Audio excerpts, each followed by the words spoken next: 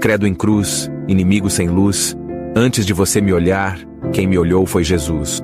Credo em cruz, inimigo sem luz. Antes de você me olhar, quem me olhou foi Jesus. Credo em cruz, inimigo sem luz.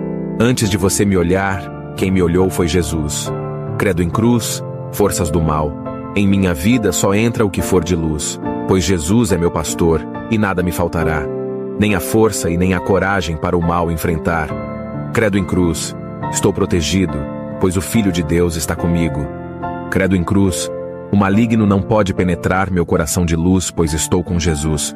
Divino Santo e poderoso Deus, Pai de nosso Senhor Jesus Cristo, eu vos peço, se o inferno em chamas contra mim se abrir, fechai-o e amarrai-o.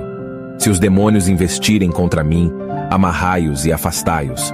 Se os meus inimigos tentarem contra a minha vida, persiga-os, e os demônios que a eles vêm acompanhados,